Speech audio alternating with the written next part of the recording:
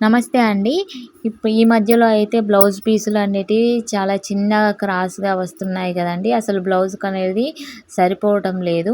అలాంటప్పుడు ఏ విధంగా కట్ చేయాలో చూపెడుతున్నానండి.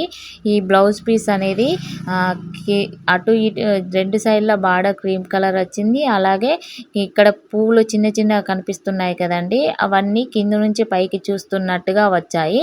అంటే ఈ హ్యాండ్స్ అనేది ఒకవేళ పువ్వులు రాక ప్లెయిన్‌గా వస్తే 2 సైడ్‌ల 2 హ్యాండ్స్ అయితే అడ్జస్ట్ చేసి కట్ చేస్తూ, కాకపోతే ఈ పువ్వులనేటివి అయితే పైనుంచి కింది రాక చూస్తున్నాయి కాబట్టి హ్యాండ్స్‌కనేటిది సరిపోవడం లేదు. అంటే ఇప్పుడు 2 బార్డర్ల దిక్కు 2 హ్యాండ్స్ కట్ చేసినామనుకోండి, ఒక హ్యాండ్‌కేమో పువ్వులనేటివి పైకి చూస్తాయి. ఒక హ్యాండ్‌కేమో పువ్వులనేటివి కిందికి చూస్తున్నాయి.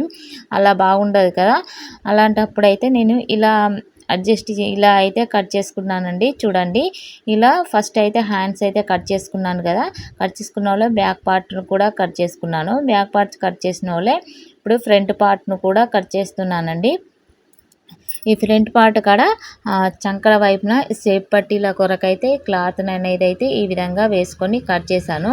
షేప్ పట్టీలకైతే కొంచెం అతుకనేది పడుతుందండి. అది సైడ్ జాయింట్‌లకు పోయేటట్టు షేప్ పట్టీనైతే అడ్జస్ట్ చేసి కుడతాను. తర్వాత ఇక్కడ చూడండి, హ్యాండ్స్ నేను ఇప్పుడు చెప్పింది చెప్తున్నాను. ఇక్కడ హ్యాండ్స్ కింది చూసారా, క్రీమ్ కలర్ బార్డర్ వచ్చింది. పైన పువ్వులు పైకి చూస్తున్నాయి. అది కట్ చేసుకోవాలి. నెక్స్ట్ అది ఇప్పుడు డిజైన్ లెక్క ఉంది కదా, దాన్ని కట్ చేసుకోవాలి. ఇది నడుము సైజ్ ఎంత చెప్పన్నా అండి, 38 ఇంచుల నడుము సైజ్ అండి. అలాంటప్పుడు ఆర్మోల్ కొలత ఎంత అంటే పావుతక్కువ 10 ఇంచులు వచ్చిందండి. అంతే. ఎంత చంకలు అతుకు పడతాయో మీరే చూడండి. అలాగే కింద లూజ్ కూడా, హ్యాండ్ లూజ్ కూడా 7.5 వచ్చిందండి. అలాంటప్పుడు ఇప్పుడు మనం ఈ పూలది క్లాత్ అనేది చంకల వైపున వేస్తే అంత మొత్తం ఇట్లా బయటికి కనిపిస్తుంది కదా. అలా కాకుండా ఉండాలంటే ఈ పైన క్లాత్ ఉంది కదా, ఈ పైన క్లాత్‌ను మనం అతుకుల కొరకు యూజ్ చేయాలి. కాకపోతే పువ్వులు అనేటివి ఇవి కిందికి చూస్తాయి. లోపటికి అనేది పోతుంది కాబట్టి అంత ప్రాబ్లం అనేది ఉండదండి.